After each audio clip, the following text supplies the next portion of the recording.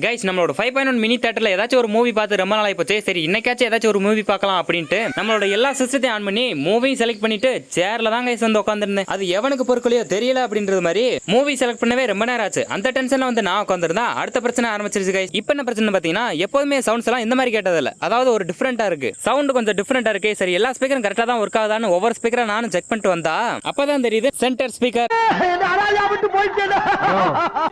இங்க இல்ல அங்க போ. நம்மளோட சப்வூஃபர் தலைவன் ஒர்க் ஆகவே இல்லைன்னு. தம்பி காமெடி வேண்டாம், நான் சொல்லிட்டேன். நானு காமெடி பண்ணாத. சப்வூஃபர் தலைவா உனக்கு என்ன ஆச்சு அப்படின்ட்டு லைட்டா மூவ் பண்ணிட்டு பார்த்தா தெரியுது வயர் ரெண்டு கட்டாய் போய் கிடக்கு கைஸ். இந்த மாதிரி வேலையெல்லாம் ஒருத்தன் தான் பாப்பான். இப்போ நம்ம எதுக்கு இந்த பொருளை கடிச்சு பிச்சு உதறிக்கிட்டு இருக்கோம்ன்றது கூட தெரியாம எது எப்படியோ ஆனா இந்த மனுஷங்களுக்கு மட்டும் இந்த பொருள் யூஸ் ஆகவே கூடாது அப்படின்னு நினைக்கிறதுல வேர்ல்ட் ரெக்கார்ட் பண்ணுவேன். அதுவும் நம்ம யூஸ் பண்ற எலக்ட்ரானிக் பொருள்ல வயர் ஏதாச்சும் இருந்துச்சு அப்படின்னா அதை தேடி கண்டுபிடிச்சு வந்து கடிக்கிறதுல கின்னஸ் ரெக்கார்ட் பண்ணுவேன். அவன் சாதாரணமா எந்த வீட்டுக்கும் போக மாட்டான். ஆனா போயிட்டா அந்த வீட்டை நாசம் பண்ணாம விட மாட்டான். இப்படி எல்லாம் மக்கள் மத்தியில் பல பேர் வாங்கின த எலி எலி எலி ஐயோ எக்கோதியமா போச்சு கத்த போறான். சொல்றதுக்குள்ளே கத்திட்டாங்க.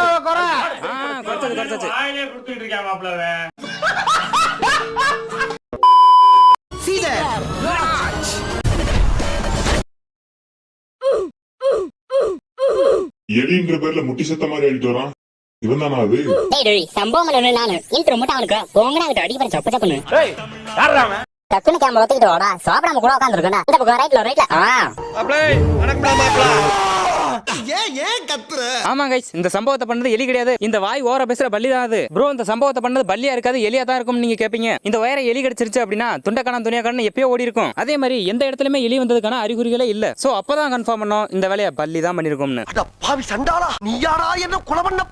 அது மட்டும் இல்லாம இந்த பல்லி தான் இந்த வேலையை பண்ணுச்சு அப்படின்னு கன்ஃபார்ம் பண்ற வரையும் அது அங்கனதான் இருக்கு பாருங்களேன்.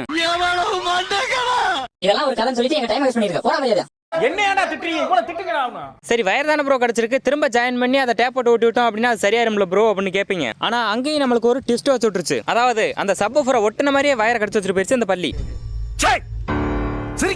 சரி வாங்க நம்ம பேட்ச் ஒர்க்கை ஸ்டார்ட் பண்ணிடலாம். அதுக்கு பார்த்தீங்கன்னா இந்த மாதிரி ஒரு 2 நெட் எடுத்திருக்கேன். இந்த நெட் எங்க இருக்கும் அப்படின்னா கரண்ட் சுவிட்ச் பாக்ஸ் எல்லாம் சுவிட்சுக்கு பின்னாடி இந்த மாதிரி தான் இருக்கும். இந்த பின்னோட கான்செப்ட் என்னன்னு பார்த்தீங்கன்னா நம்ம கனெக்ட் பண்ண போற வயர் அந்த பின்னு மேல வச்சு அப்படியே ஸ்க்ரூ போட்டு டைட் பண்ணோம் அப்படின்னா அந்த வயரை நம்ம என்னதான் இழுத்தாலும் வராத அளவுக்கு நல்லா டைட்டா பிடிச்சிக்கிறோம். சரி அந்த வயரை பிடிச்சிக்கிறது இருக்கட்டும் ப்ரோ, அந்த வயரை பிடிச்சிக்கிற அந்த பின்னு என்ன சப்போர்ட்ல இருக்கும் அப்படின்னு கேட்டீங்கன்னா அந்த பின்னுக்கு கீழே ஒரு ஹோல் வச்சு அதுல ஒரு ஸ்க்ரூ போட்டு மாட்டி வச்சிருப்பாங்க. அப்புறம் நம்மளுக்கு தேவையான இடத்துல அந்த பின்னை வச்சு அப்படியே ஸ்க்ரூ போட்டு அந்த 2 வயரையுமே எடுத்து 2 கம்பிலையுமே படுற மாதிரி லேசா குத்தி விட்டீங்க அப்படின்னா அவ்வளவுதான் முடிஞ்சு. எல்லா வேலையும் முடிச்சதுக்கு அப்புறம் இதுதான் அதோட அவுட்லுக். பரவாயில்ல, கொஞ்சம் நல்லா தான் இருக்கு.